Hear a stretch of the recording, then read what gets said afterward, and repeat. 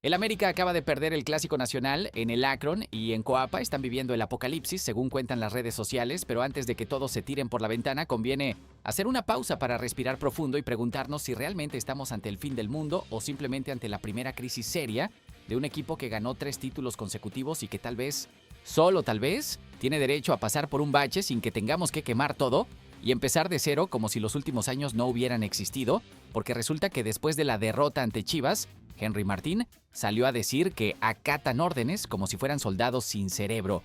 La afición armó una lista de 8 jugadores que según ellos sobran en el plantel, aunque varios ni siquiera han jugado. Kevin Álvarez se convirtió en el villano favorito de todo México, mientras Julián Araujo anda anotando goles en Escocia riéndose de la oferta millonaria que rechazó para venir a sufrir aquí. Y encima resulta que el América está en último lugar de toda la liga en la regla de menores, con números tan catastróficos que podrían perder hasta 3 puntos si no le meten canteranos a huevo en cada partido que resta. Pero esperen, que aquí viene lo verdaderamente chistoso de toda esta telenovela. Mientras toda la afición azul crema está pidiendo la cabeza de André Jardín y quemándolo en redes sociales por 6 jornadas malas, resulta que el único que salió a defenderlo con argumentos sólidos fue Gabriel Milito, sí, el técnico de Chivas, que acaba de ganarle el partido, quien tuvo que recordarles a los americanistas que su entrenador es tricampeón y que eso no se logra por suerte ni porque sí. ¿En serio necesitamos que el rival nos explique el valor de lo que tenemos en casa? Tan corta es la memoria en este fútbol que 3 títulos seguidos se borran con media docena de resultados malos,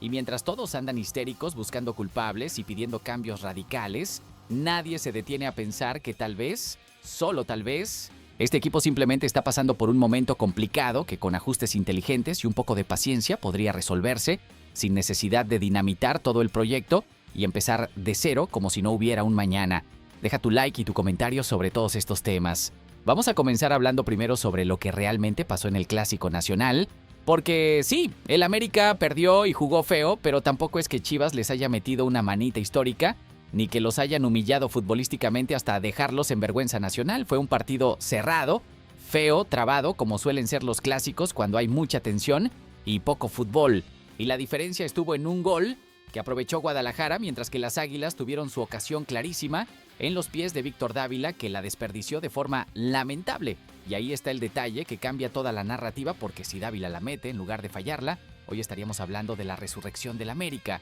y de cómo Jardín es un genio táctico, pero como la falló entonces ahora, resulta que todo está podrido y hay que quemar Coapa completo. ¿No les parece un poquito exagerada la reacción considerando que estamos hablando de una derrota por la mínima diferencia en cancha del rival y con una jugada que pudo cambiar todo el partido? Porque seamos honestos, el fútbol es así de caprichoso, un balón entra o no entra por centímetros, y eso marca la diferencia entre ser héroe o villano, entre conservar el trabajo o que te pidan la cabeza, entre la gloria eterna o el desastre absoluto. Ahora las Águilas están fuera de zona de liguilla después de 6 jornadas, y todo el mundo entra en pánico como si el torneo se acabara mañana, pero ¿alguien se acuerda que faltan todavía 11 jornadas completas para que termine la fase regular? ¿Alguien recuerda cuántos equipos han arrancado mal y terminado clasificando cómodamente? ¿O la memoria colectiva del fútbol mexicano solo alcanza para recordar los últimos 3 partidos? El próximo compromiso es contra Puebla, el viernes 20 de febrero en el Cuauhtémoc, un partido completamente ganable si el equipo sale con la actitud correcta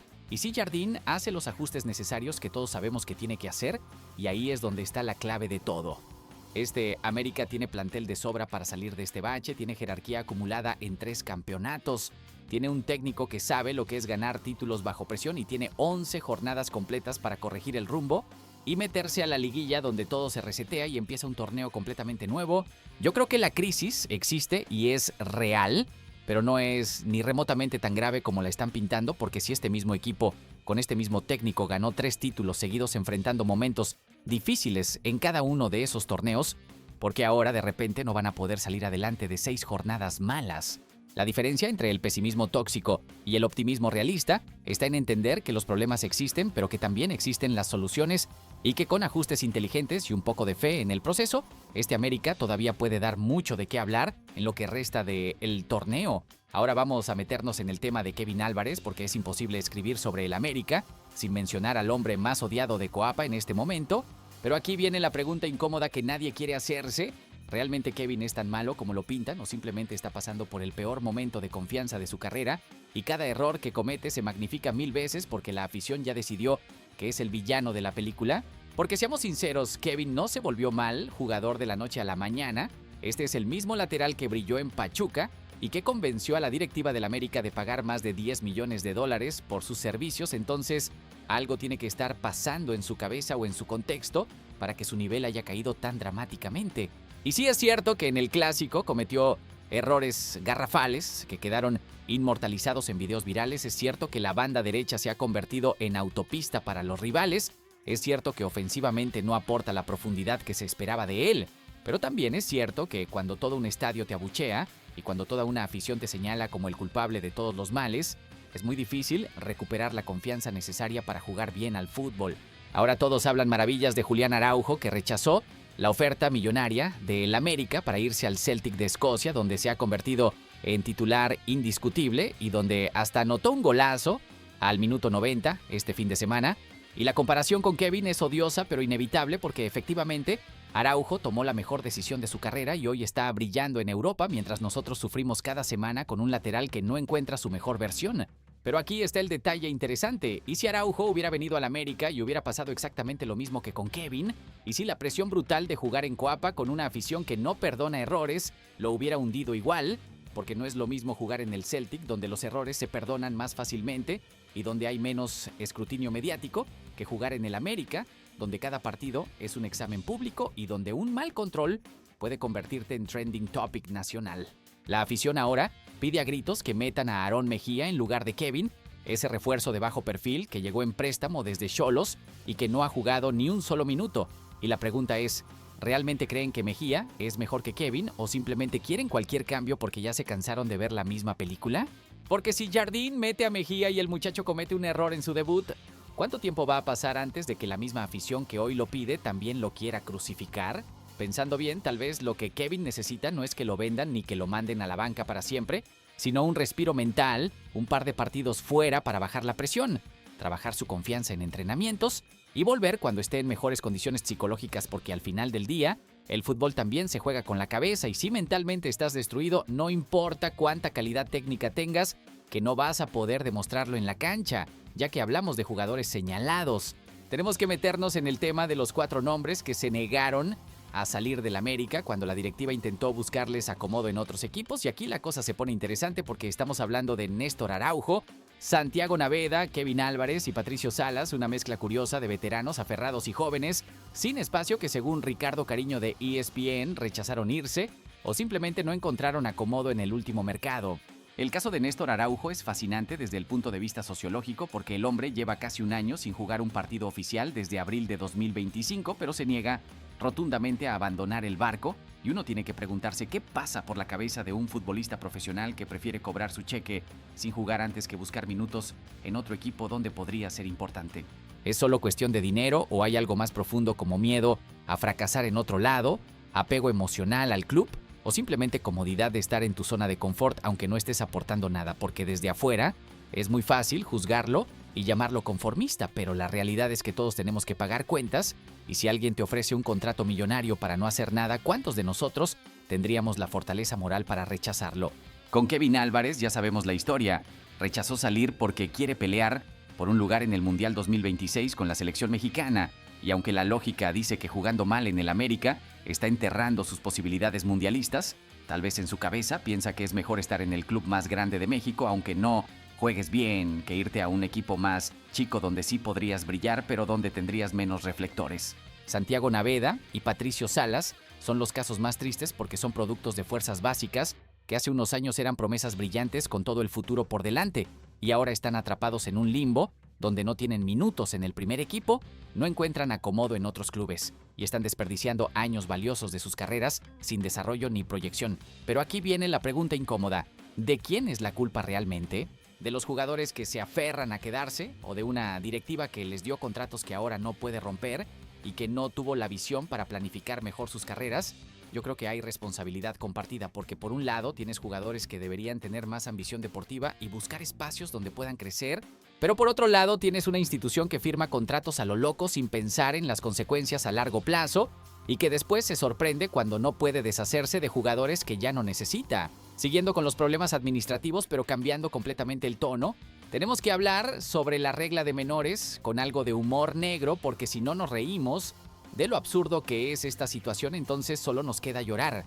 El América está en último lugar de toda la Liga MX con apenas 217 minutos acumulados de 1,170 requeridos después de 6 jornadas, lo que significa que necesitan promediar 86 minutos por partido en los 11 que restan. Y si hacen las cuentas, se darán cuenta de que básicamente tienen que meter a un canterano de titular en cada partido restante si quieren evitar multas millonarias y el descuento de 3 puntos que los hundiría definitivamente. La situación es tan ridícula que da risa, porque tienes al equipo más rico de México con el plantel más caro de la liga, peleando por no quedarse fuera de liguilla, y encima tiene que andar calculando minutos de menores como si fueran contadores, haciendo declaraciones de impuestos. La lesión de Dagoberto Espinosa complicó todo porque era el único canterano en quien Jardine confiaba lo suficiente para darle minutos regulares. Y ahora que está lesionado, resulta que no hay un solo nombre en las fuerzas básicas que le genere confianza al técnico brasileño, lo cual dice mucho sobre el estado lamentable de la cantera azul crema después de décadas de negligencia. Pero aquí viene lo curioso. Dagoberto